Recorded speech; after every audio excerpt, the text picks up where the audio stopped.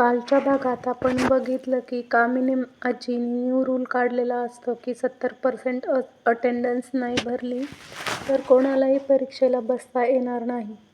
तर आज त्यामुळे सगळाच गोंधळ उडलेला असतो. सगळेच विद्यार्थी हादरलेले असतात. कमळी येते आणि कमळी म्हणते, आपण एकदा रजिस्टर मॅडमशी बोलून बघूया की काय होतंय का याच्यावरती. पण रजिस्टर मॅडम पण म्हणतात, नाही, हा नियम कामिनी मॅडम म्हणजेच कॉलेजच्या ट्रस्टी यांनी काढलेला आहे, त्यामुळे आम्ही त्याच्यावरती काही करू शकत नाही. तुमची 70% अटेंडन्स भरायला हवी होती आत्तापर्यंत.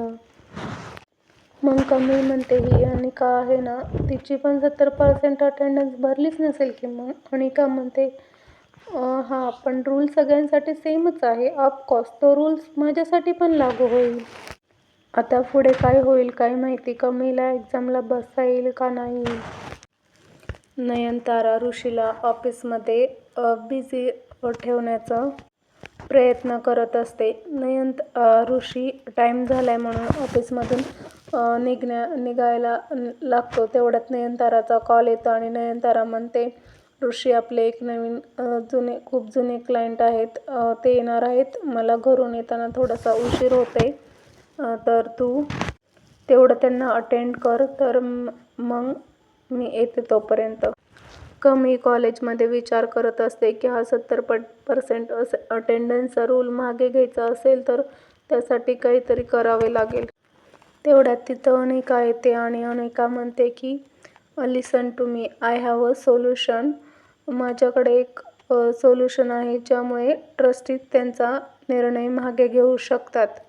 मग तेवढ्यात कमळी म्हणते, अनिका, इथे काही चेष्टा चाललेली नाही, सगळ्यांच्याच मार्कांचा प्रश्न आहे. अनिका म्हणते, यावरती एक सोल्युशन आहे. आपण सिग्नेचर करून ते सबमिट करूया. सिग्नेचर फॉर्म म्हणजे की ज्यावरती आपण सगळ्या विद्यार्थ्यांनी सिग्नेचर करायचं आणि ते प्रिन्सिपलला सबमिट करायचं, म्हणजे की आम्हाला एक्झामला बसू द्या म्हणून. ती म्हणते, जावा सगळेजण ऑफिसमधनं फॉर्म घेऊन या. मग सगळे ऑफिसमधनं फॉर्म घेऊन येतात. सगळेजण त्याच्यावरती सही करतात आणि तो फॉर्म अनिकाकडे सबमिट करतात. आणि नंतर अनिका म्हणते, कमळे, GS म्हणून तू तुझी साईन कर. पण कमळी म्हणते, मी GS नाही. पण अनिका म्हणते, गेल्या वर्षी तर तू GS होती ना, मग आता कर तू GS म्हणून सही. पण कमळीला जरा थोडंसंही वाटत असतं की मी GS नाही तर मी साईन कशाला करू. पण सगळे विद्यार्थी तिला म्हणतात, कर अगं साईन, तुझ्यामुळे आमचा पण जरा फायदा होईल. पण मला असं वाटतंय की याच्यामागे अनिकाचा काहीतरी प्लॅन असावा. अन्नपूर्णा आजी, राजन आणि आजोबा रूममध्ये बसलेले असतात दागिने बघत. मग अन्नपूर्णा आजी म्हणतात की राजनला, अरे राजन, आपल्या घराची अशी परंपरा आहे की एक सासू सुनेसाठी एक दागिना करते आणि मग सून आल्यानंतर तिला देते. मला तर गौरीला द्यायचे होते, पण नाही का, गौरीची माझी भेटच नाही झाली. मला असं वाटतं की असं दारातनं गौरी येईल, माझ्या मोठ्या नातीला घेऊन, मग माझी आणि तिची भेट होईल. मग मी तिला तिच्या पदरात हे दागिने घालेल. आणि तेवढं तिथनं ते सगळं रागिनी ऐकत असते. मग रागिनी म्हणते, माझा जीव किती तळमळतो त्या दागिन्यांसाठी, पण हे दागिने काही मला नाही देत ती. आणि तिकडून कामिनी बघते, रागिनी असं दरवाजातनं ऐकत असते. मग ती हळूच येते आणि तिच्या खांद्यावर हात टाकते आणि मग ती रागिनी घाबरते, कोण आलं असेल बरे. नंतर कामिनी येते आणि मग ती पण ते ऐकत बसते. नंतर राजन म्हणतो, अगं आई, एवढे दागिने घरात ठेवणं खूप मोठी रिस्क आहे.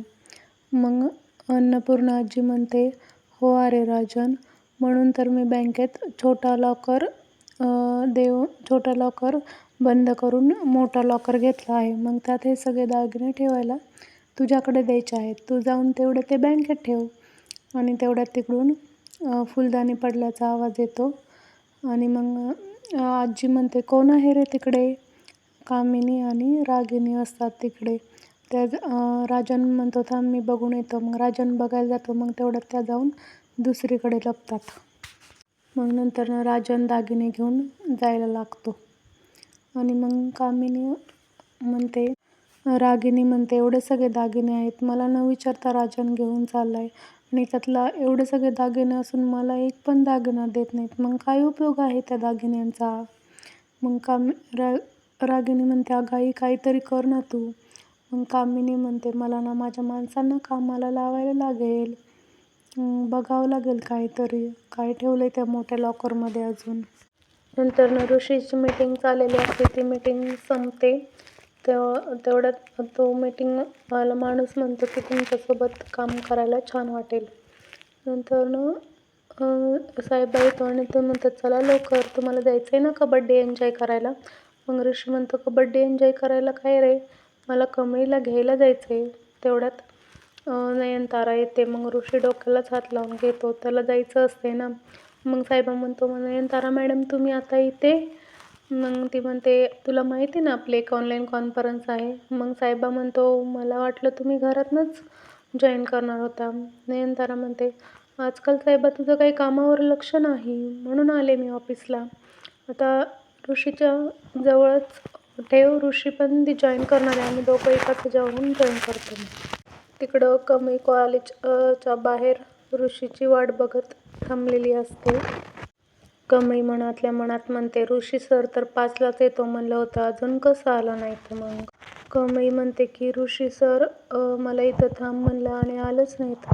ते एवढं बेजबाबदार वागतील असं स्वप्नात सुद्धा वाटलं नव्हतं. मीटिंग संपते आणि नयनतारा तिथे मीटिंगवाल्यांना थँक्यू म्हणते आणि साहेबाला म्हणते की मीटिंगचे पॉईंट्स मला मेल कर. आणि ऋषीला म्हणते, आय मिस यू. आजचं प्रेझेंटेशन खूप छान झालं. ऋषी म्हणतो, थँक्यू. नयनतारा म्हणते, तुम्हाला आज अजून एक कॉन्फरन्स अटेंड करायची आहे. नयनतारा म्हणते, मला बाबांना घेऊन हॉस्पिटलला जायचं आहे, तुझी गाडी घेऊन जाते. परत ना तुला न्यायला ड्रायव्हरला पाठवेन.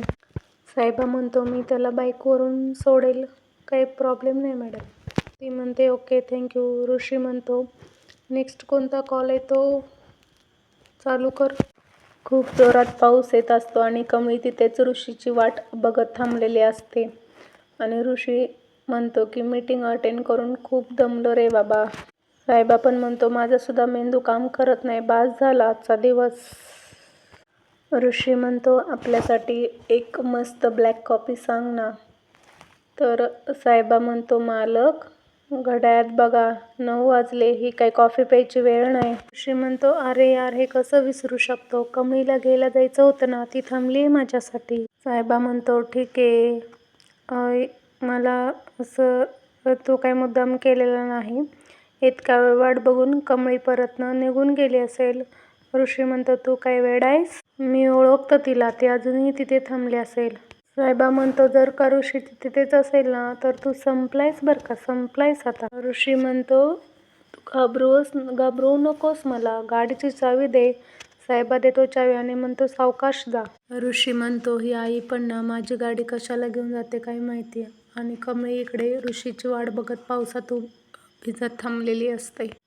पुढे तुम्हाला काय वाटते, कमळीला खूप उशीर ऋषीची वाट बघायला लागली, त्यामुळे ती ऋषीला ओरडेल का? ती तशीच ऋषीची वाट बघत पावसात भिजत थांबेल का ती तिथून निघून जाईल?